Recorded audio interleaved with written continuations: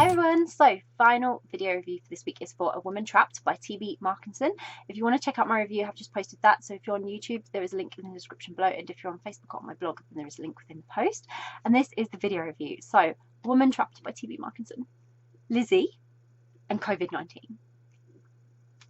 Okay, it's priceless. It's absolutely priceless. It always was going to be. Lizzie's world is completely turned upside down, like the rest of us, when the COVID-19 pandemic strikes, and suddenly the family are moving in with them for lockdown, and her home is filled with not only potential unknown situations, but she's questioning everything and struggling to keep a grip on the latest dramas in her life. Typical Lizzie.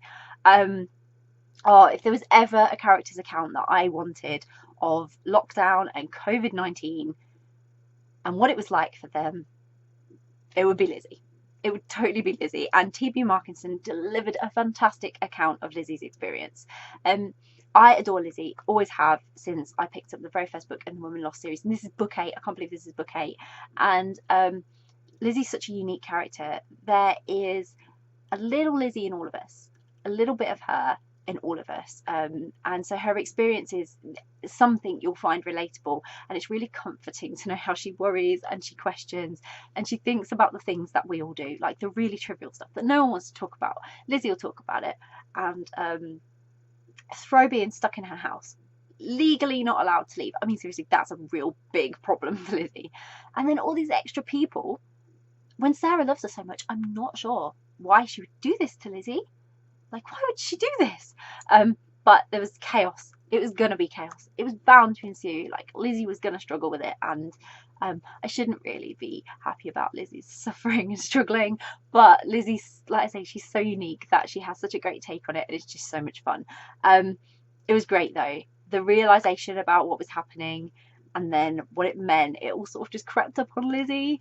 And then she had to get used to all these, like, newer family members. And you just knew people were going to be getting on her nerves within like seconds, and she just all those, you know, everything that she was used to was just going to go in her face, and she just wasn't going to know how to handle it.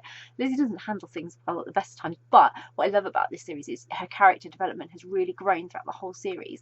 And so in this book you're seeing further character development of Lizzie, because she has, if Lizzie had to cope with this like back at like book 3, there was no way in hell she was going to cope with it. She's definitely coping with it better in book 8 than she would have been way back when I first met her in the first books in the series. So I'm really proud of her. She did handle it really, really well. But yeah, it was great. And then not only did she have like all the kids, Maddie was there, there's other family there that, you know, familiar faces that we've met in other books if you've read the other books in the series. And it really did make for quite light humour and a time relevant account of a very serious situation that we can all identify with, because we all lived through it no matter what our experience. And so there's, like I say, there's something in there for everyone.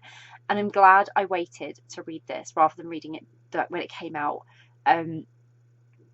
because some of the things that Lizzie is experiencing in this book, they were reality at the time, and I think it would have been a very different experience to read it when I was actually experiencing the same.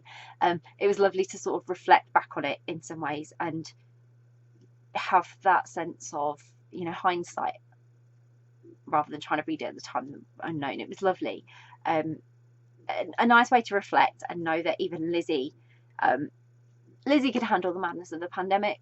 So the rest of us were having a pretty easy ride of it.